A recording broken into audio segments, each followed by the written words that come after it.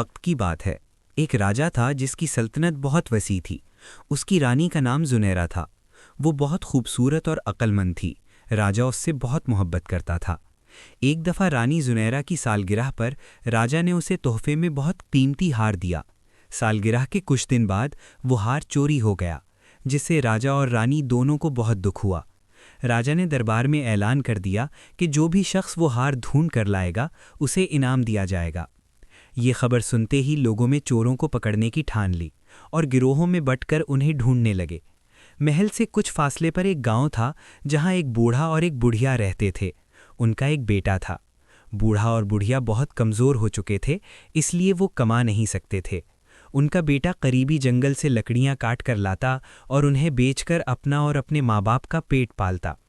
एक दिन जब वो लकड़ियां काट रहा था तो उसने कुछ फासले पर कुछ लोगों की आवाज़ें सुनी। ये वही चोर थे जिन्होंने रानी का हार चुराया था। वो छुपकर उनकी बातें सुनने लगा।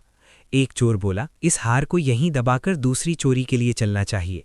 दूसरा चोर बोला, नहीं, इस हार को अपने साथ ही रखेंगे, अगर किसी को पता चल गया तो वो ले जाएगा।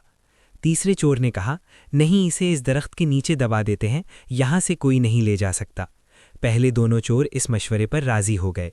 उन्होंने मिलकर दरख्त के नीचे गड्ढा खोदा। जब हार को दबाने लगे तो एक चोर बोला, देखो, कोई देख तो नहीं रहा। दूसरे चोर ने इधर उधर देखा और कहा, कोई नहीं है। वहाँ एक तोता बैठा हुआ था जो ये सब कुछ देख रहा था। एक चोर ने तोते को ख़त्म करने की नीयत से उस पर तीर चला दिया। तीर उसके जिस्म के बजाय परों पर लगा और कुछ पर झड़ गए। तोता फौरन उड़ा, लेकिन वहीं उस लड़के के पास जा गिरा जो छुपकर सब कुछ सुन रहा था।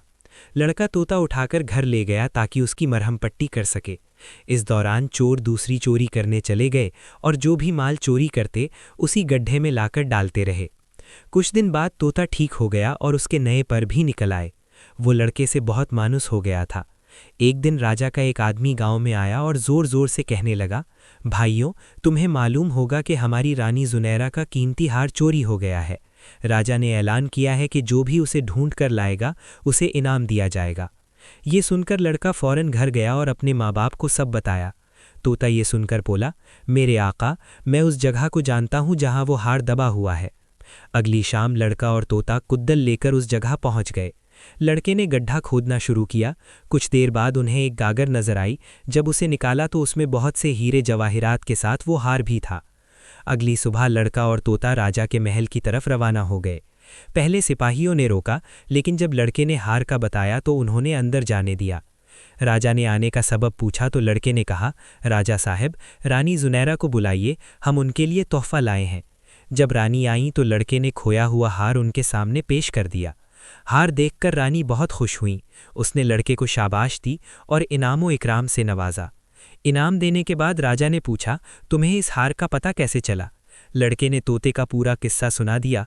रानी ने खुशी से तोते को भी इनाम में सोने की माला दी, जो लड़के ने तोते के गले में डाल दी। लड़का अमीर हो गया। जब उसके माँ बाप को पता चला कि उनके बेटे को इनाम मिला है तो वो खुशी से फूले ना समाए, क्योंकि अब उनकी गुर्बत के दिन ख़त्म हो गए थे। बच्चों, ईमानदारी और मेहनत का फल ज़रूर मिलता है। आप भी अगर ईमानदारी और मेहनत से काम करेंगे तो यकीनन कामयाबी आपका मुक़द्दर बनेगी।